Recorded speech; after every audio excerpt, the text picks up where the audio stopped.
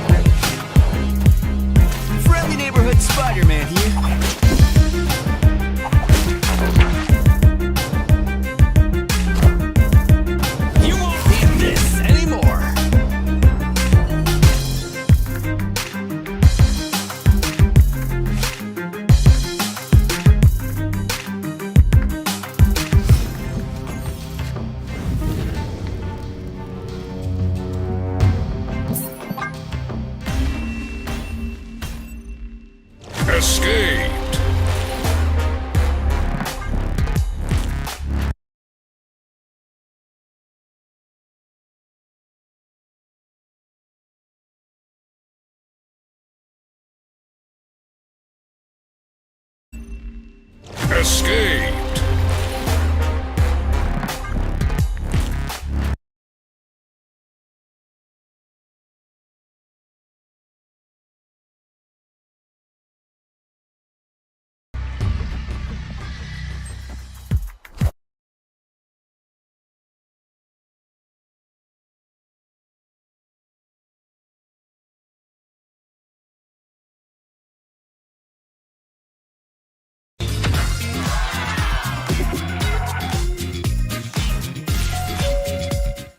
Bro, bandits suck. You need to sell them ASAP. Only noobs overlook bandits, even though they're... So in a season of Marvel Snap, you did these cards because there's nothing to flip. Similarly, cards like Ravona Powers, they won't get clipped or destroy.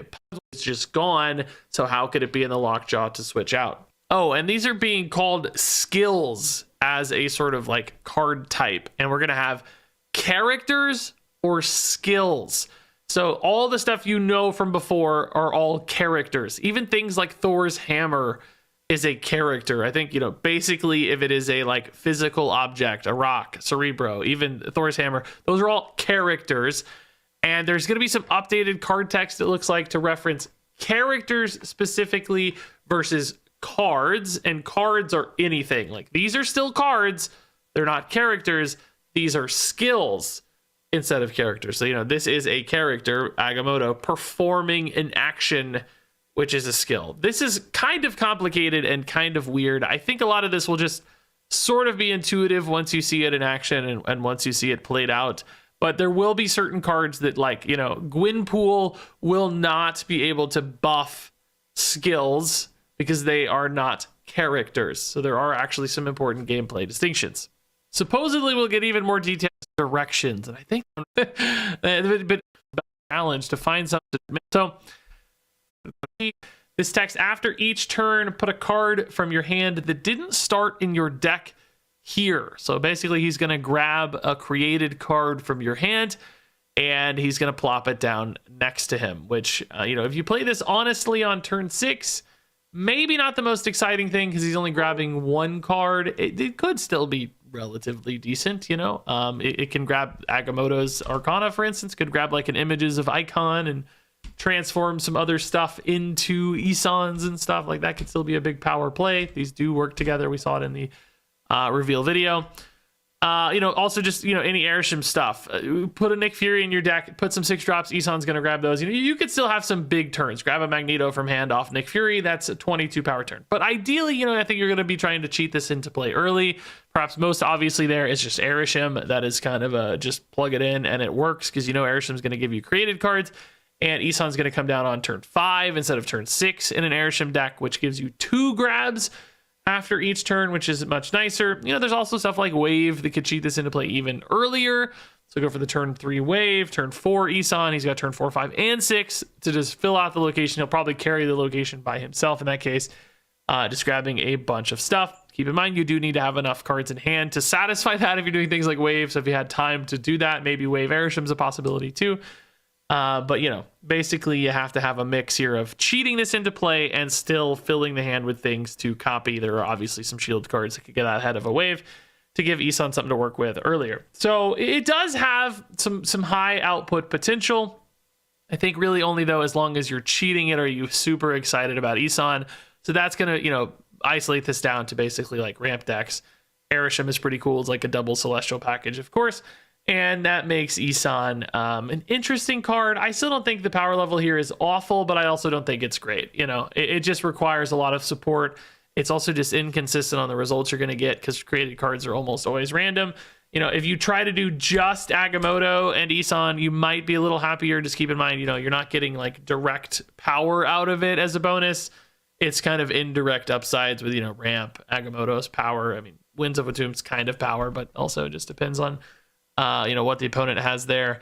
And then Icon could be pretty sweet if you had small stuff too. But ultimately, you know, kind of conditional on ramp, kind of inconsistent. Those are 2 problems to keep in mind for Ison, I think, for this card to really succeed. All right, so moving on to our next card here. This is Starbrand. He is unchanged since we last saw him. Still a 3/10 ongoing. Your opponent has +3 power at each other location. Finally, the answer to Bar with no name.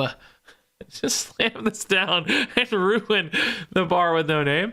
But, you know, big old 3-cost card here. I actually think this is kind of playable just as is. You know, obviously you don't love giving your opponent +6 power in total, but in particular, you know, the ability to spike one spot can be really powerful. Then you just need to spike one other spot. You know, it's kind of only giving them +3 if you're really just trying to win 2 locations, which that's a little better. And, you know, if you're just a big enough deck, you can often just overwhelm a 3 power difference. But of course, more specifically, we think this is tuned towards Sauron or Zero, or you're canceling this negative ongoing effect and just getting yourself a really nice 3/10. I think, you know, Sauron Shuri decks could absolutely thrive with Starbrand. We just got a buff to Lizard as well for that deck, so it's getting a couple pieces in the works here to make a definite comeback. And I think it's kind of been an underrated deck anyway. It's one of those that just often worked, and people just kind of moved away from it because it's old and boring. But this could breathe some new life into Shuri Sauron stuff. But I would say, too, just, you know, don't sleep on Scar with this. You know, Surtur kind of got worse in this recent OTA. This could be a new 3-drop that still makes Scar really good, because even though Scar is now 7 cost, you know, you play Starbrand on 3, a 4 on 4, a 4/10 on 4, 10 power card on turn 5. You've still got a 112 Scar. I mean, that's still a very powerful kind of effect. Still lets you play a 4-drop with Scar on turn 5, and even weave in a little bonus 1-drop as well. So I wouldn't be totally shocked if we saw some kind of Scar deck come in around Starbrand as well, with or without Zero, maybe again. That might allow you to just kind of bully through, even just realizing this ongoing effect happening against you. So I think a couple angles for this. Certainly Sauron looks like the best path forward and probably does become a pretty good deck.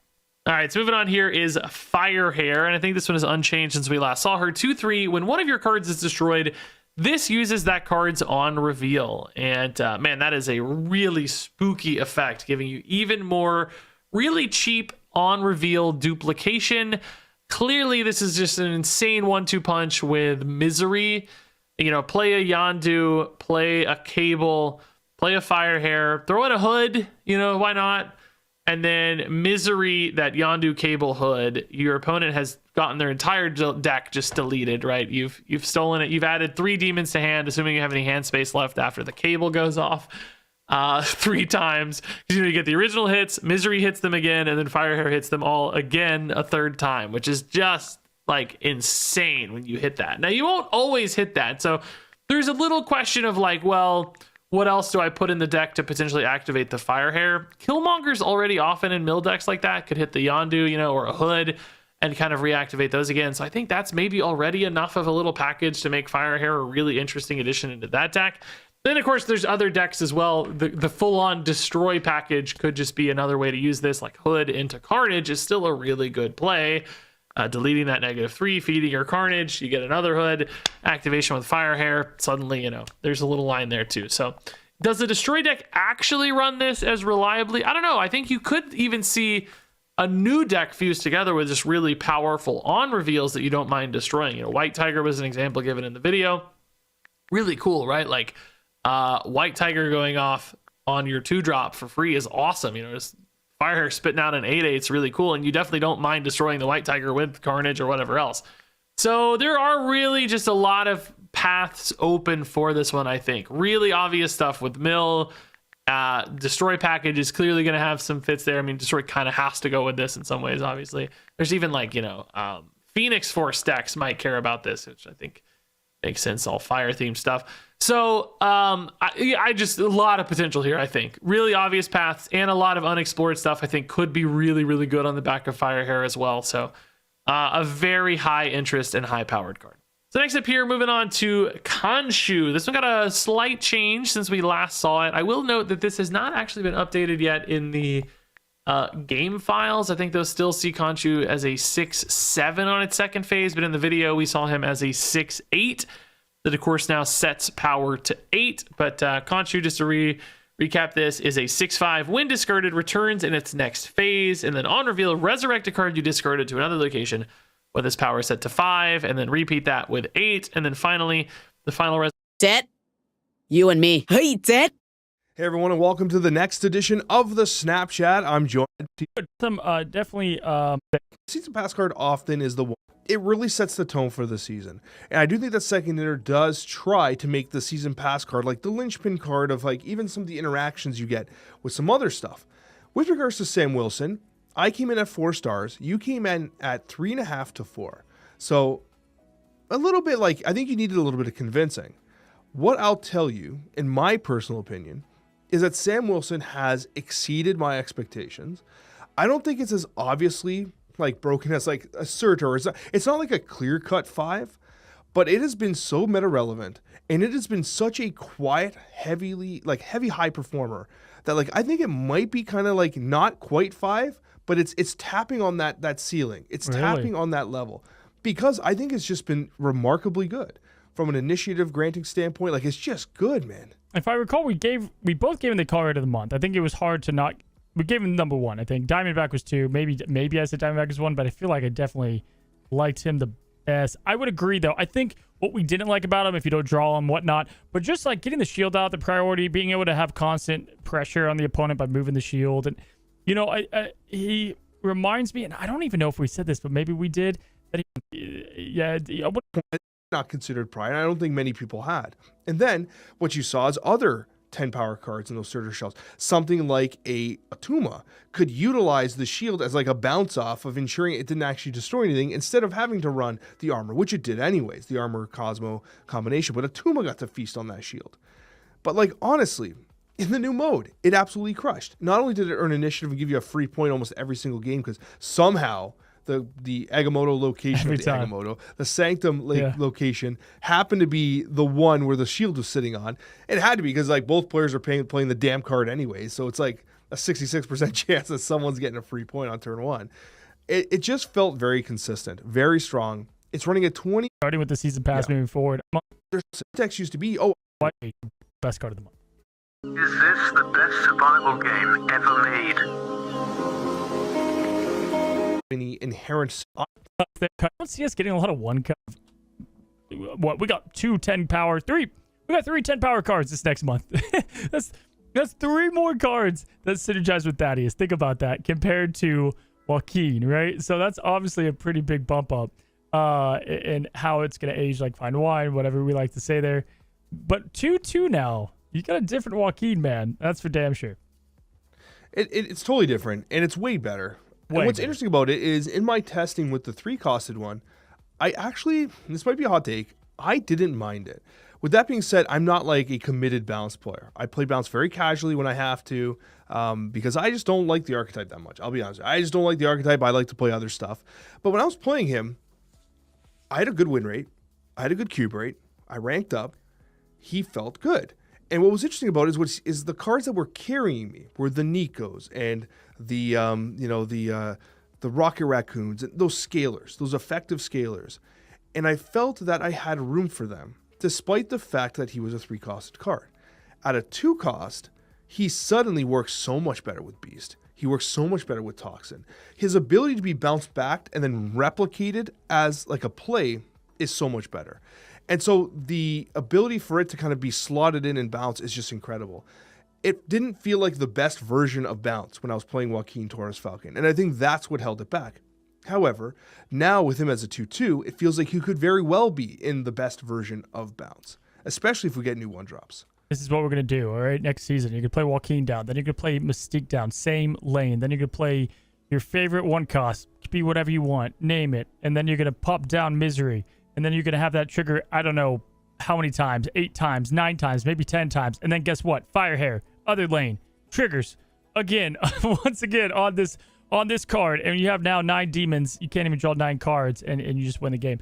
Yeah, I do agree. I think it was what, a 49-50% win rate in bounce before the change, which is not bad. What is it now? I haven't seen. It was in like the high 40s. It wasn't great, but it was not like people were like, "Oh, this card sucks." I'm like, it's not good. Like it's clearly not like a great card. Like I whiffed on 4, but I think it could very well hit that now. Like it definitely feels really good now. The problem with this card mainly, and all the cards we're going to talk about today, is like it's not if they're good and if they're bad. Like with Captain Falcon, He's quite bad, and I mean, You wanted to say that does not do it. I think kind of shut Times, man. As of Sanctum coming out, like I know a lot of people like wanted legit. The numbers being like stage better too. I don't know. It's so hard to tell with these cards that come out on weeks, especially with Laufey, because of he got hit with the Diamondback counter too. You know, I want to see how he's going to be in just a little bit. For what it's worth, I liked Laufey. I played Laufey. He was legit. Like, he did things that Uncle Ben couldn't. Let's be honest, right? And I thought, like, Laufey was generally serviceable. And if you're a free-to-play player that was playing the mode and you pulled Laufey, you walk away satisfied from that. I think you're going to want to make sure you have at least Laufey Gorgon. I think Uncle Ben, who cares? Laufey Gorgon you're going to want to have.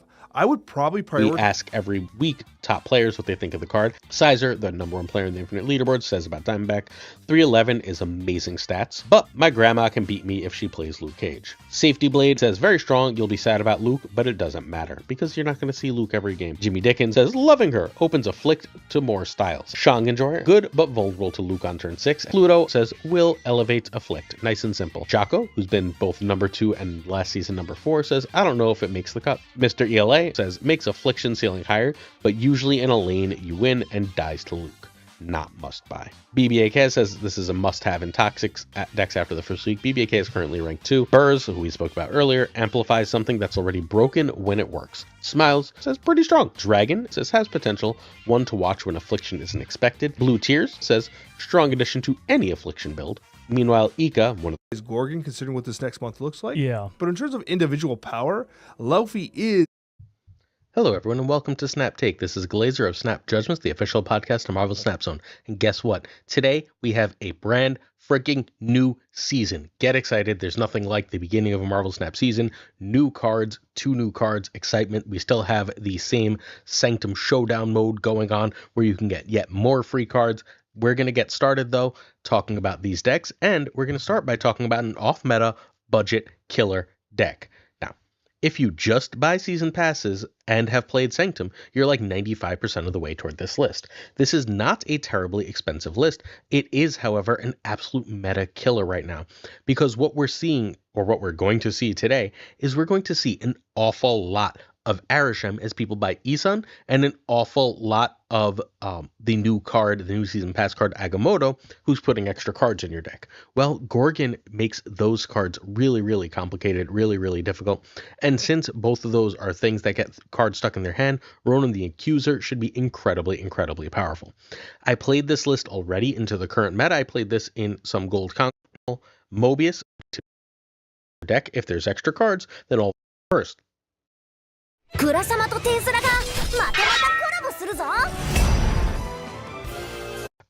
Just as the Pluto has on his YouTube with gameplay, has Blob in Agamotto's place, so that's the easy replacement. If you'd rather run Magneto, you'll be fine. Iron Patriot can be Cable, it can be Mirage, pick your poison. Galacta and Antivenom are really, really hard to replace. One can be Wiccan, but after that, you're sort of like left scrambling. I would go with Misery or Enchantress. If I didn't have Wiccan or Misery or Galacta or Antivenom, I'd probably not play this. Here, it's as big as Thanos. 6, you can see me play basically every Agamotto list I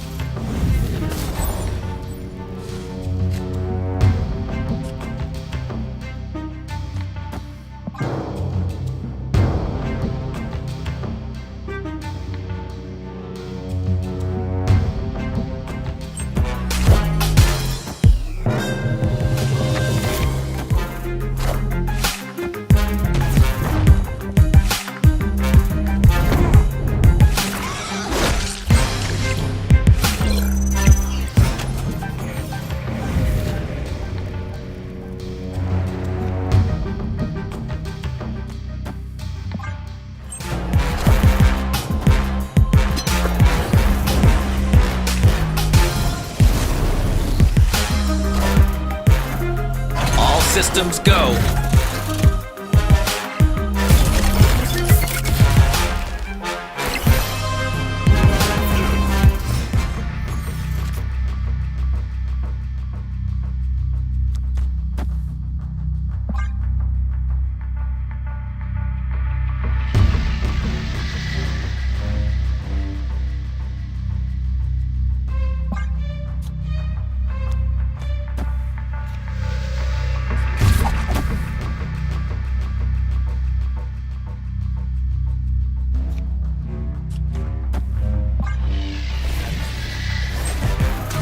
Neighborhood Spider-Man here.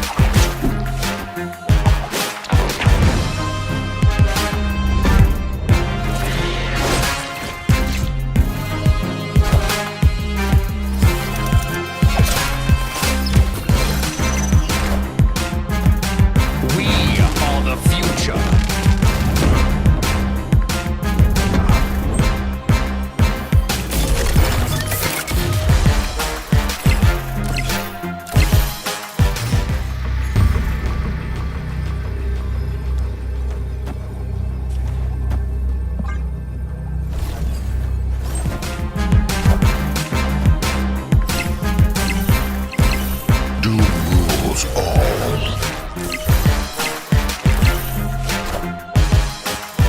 Power must be controlled.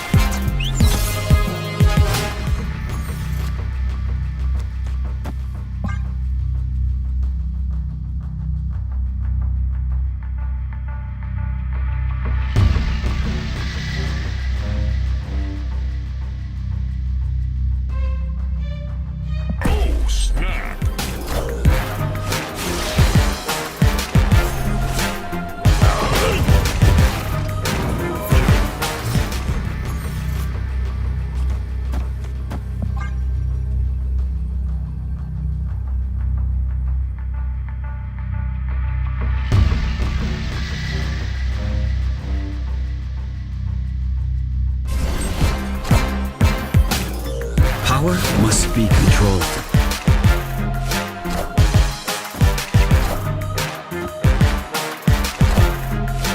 Power must be controlled.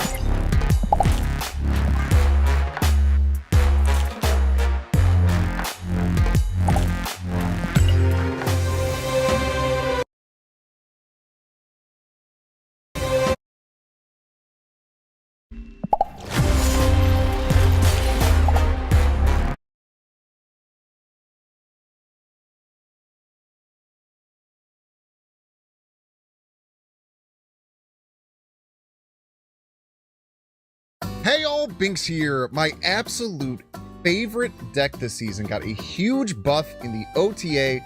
Even though I almost only play ladder, I jumped into Infinity Conquest with a good friend of mine, Nate the Great Martin. You can check him down in the link below to play this deck and moongirling very powerful cards, utilizing things like Demon, which go incredibly well, playing Hood onto Walking Torres with Misery. This going down to 2 energy made this deck from being very strong to like just amazing. It feels so good, and not only that, it's just so fun to play.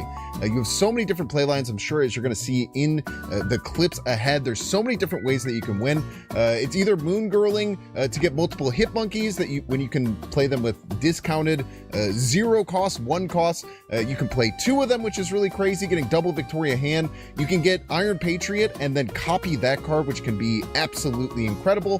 Falcon's there to play a little bit cleanup. Iceman can give you a lot.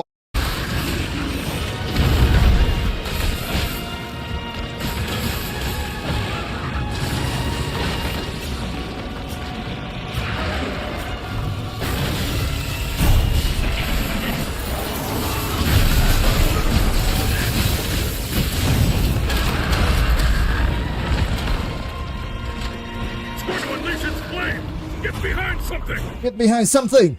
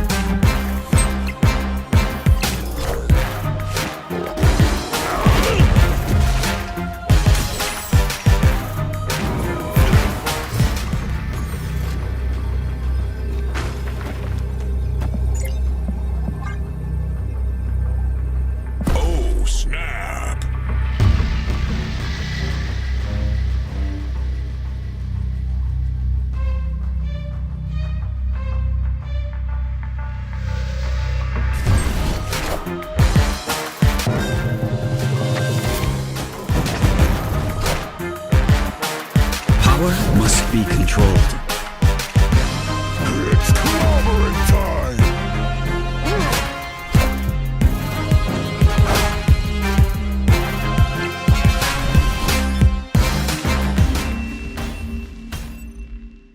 Victory!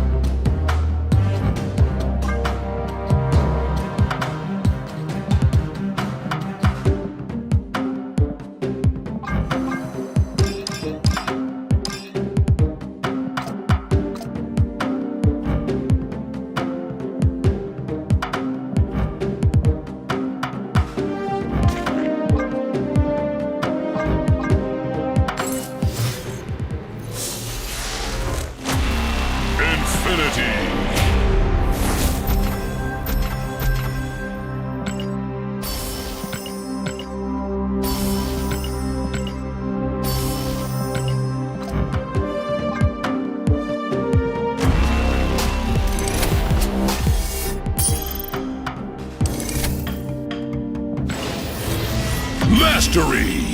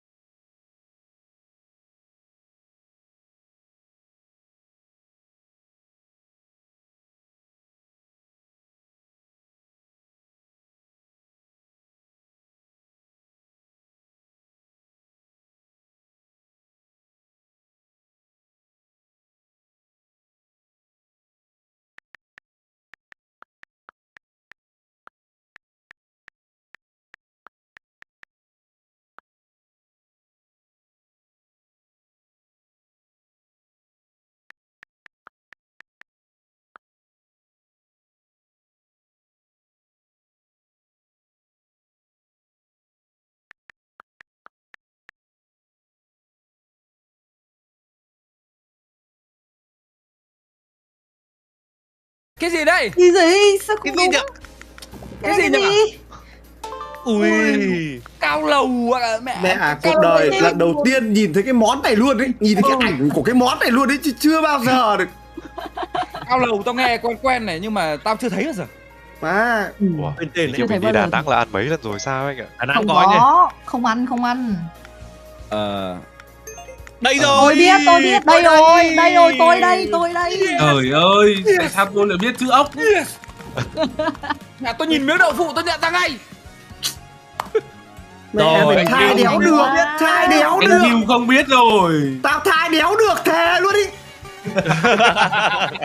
Tao thai đéo được luôn đi. Không sao anh ạ. Em Tạm biệt anh Bill. Xuống rồi. Tôi đây.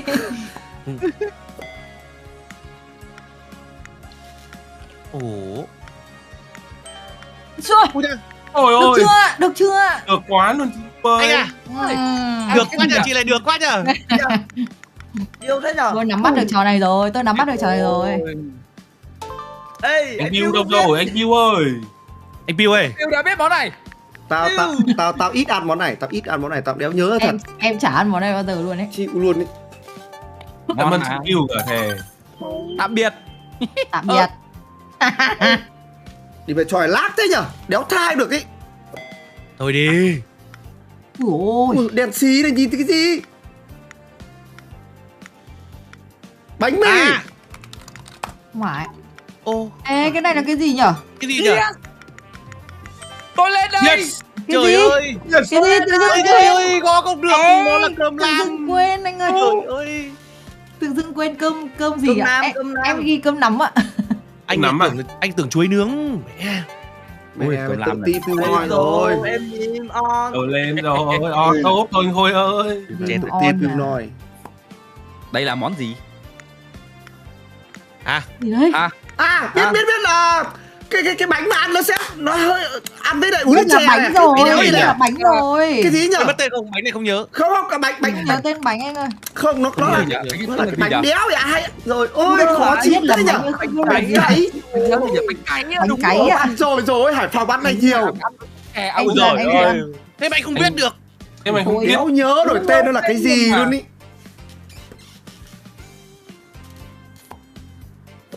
Tôi lại mơ tí thôi. Cái cứt. Rồi. Vã lều. Chịu rồi. Nấm rơm hay sao ấy. Chịu rồi. Vàng này. Có đây.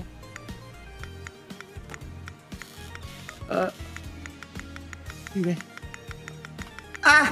Ai? Ôi ôi, bánh Chịu. Không bía, biết. bánh bía. Bánh trung thu à? À, Bánh bánh bía. Bía. biết luôn. Bánh thu ạ. Em tưởng bánh trung thu. Khó quá, không khó quá. Mấy cái mờ này cho mờ chậm mấy tí nữa tại Linh ạ. Tối thiểu phải có nhanh khoảng hơn chứ 100-200 nhanh. điểm, mẹ đến khi ảnh hiện ra thì phải không điểm mẹ. Đúng rồi, không kịp gõ đâu. rồi. Thôi. Đây, ok. Đéo phải à? Đầy đủ nhá mọi người nhá, đầy đủ Đây đấy. rồi. Nó phải là mệt, Ôi. Chịu ấy. Ui, tôi ăn bún đậu nước mắm anh ơi. Eo ôi, bún đậu nước mắm. Ăn bún đậu nước mắm anh Độ ạ. Ủa, em chưa thử bún đậu nước mắm bao giờ, hôm nào phải thử mới được. Chịu ấy. Mày cứ hơn được một lần thôi. Con được chị Mèo. Có một được gì không anh? Gì đây?